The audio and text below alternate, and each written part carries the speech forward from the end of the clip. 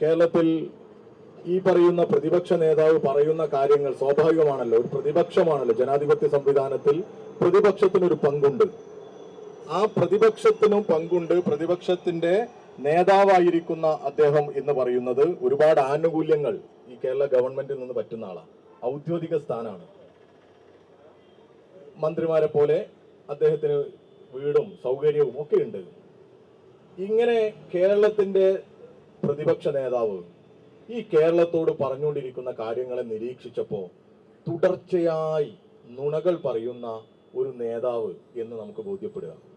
നമ്മൾ അങ്ങനെ ആയപ്പോ ഒരു കൗതുകത്തിന് ഒന്ന് രണ്ട് പേജുകൾ വെബ്സൈറ്റുകളിൽ ഒക്കെ ഒരു ലിങ്ക് QR കോഡുകളൊക്കെ കൊടുത്തു. അതിലുള്ള കുറെ ആളുകൾ ഇവിടെയൊക്കെ ഉണ്ട്.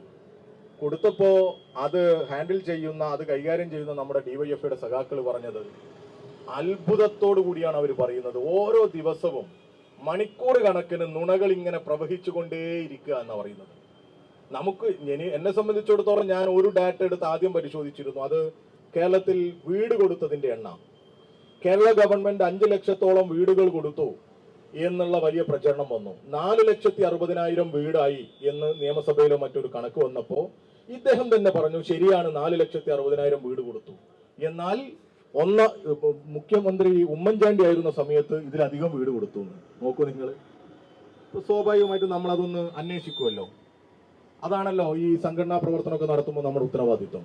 അങ്ങനെ അന്വേഷിച്ചപ്പോ കോടിയേരി ബാലകൃഷ്ണൻ 2016 അന്നത്തെ മുഖ്യമന്ത്രി ഉമ്മൻചാണ്ടിയോട് ഒരു ചോദ്യം ചോദിച്ചു നിയമസഭയിൽ. അന്തരിച്ചു പോയ മുൻ പ്രതിപക്ഷ ഉപനേതാവ് കോടിയേരി ബാലകൃഷ്ണൻ ചോദ്യം ചോദിച്ചു, 2011-16 കാലയളവിൽ എത്ര വീട് കൊടുത്തു എന്ന്.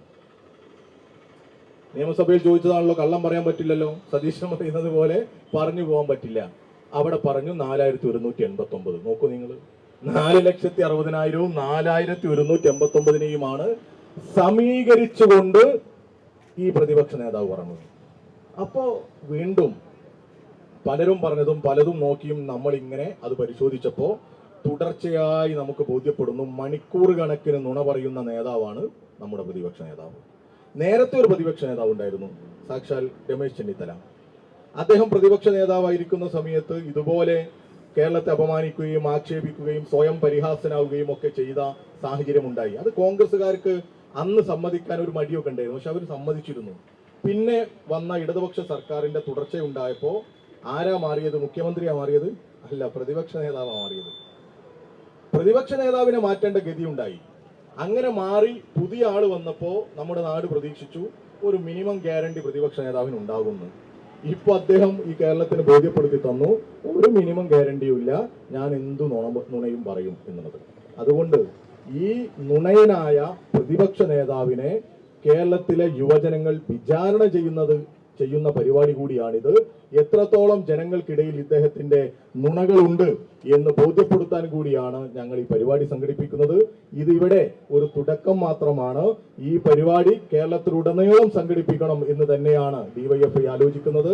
ഇവിടെ ഈ പരിപാടി സംഘടിപ്പിക്കാൻ നേതൃത്വം കൊടുത്ത ഇവിടുത്തെ DYFIയുടെ ജില്ലാ കമ്മിറ്റിയെയും ഇതിന് മത്സരത്തിന് നമ്മുടെ QR കോഡും മറ്റും ഉപയോഗിച്ച് മത്സരത്തിന് വന്ന എല്ലാവരെയും വളരെ പെട്ടെന്നാണ് നമ്മൾ ഇങ്ങനെ ഒരു പരിപാടി ആസൂത്രണം ചെയ്തത്. അതിലൊരു കാരണം കൂടിയുണ്ട്.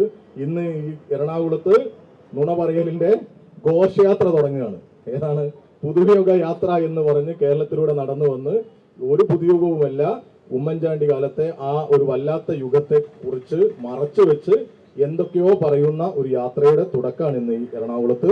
അതുകൊണ്ട് തന്നെയാണ് നമ്മളും ഇങ്ങനെ ഒരു പരിപാടി ഇവിടെ വെച്ച് അദ്ദേഹത്തിന്റെ നാട്ടിൽ വെച്ച് തുടങ്ങാൻ തീരുമാനിച്ചത്.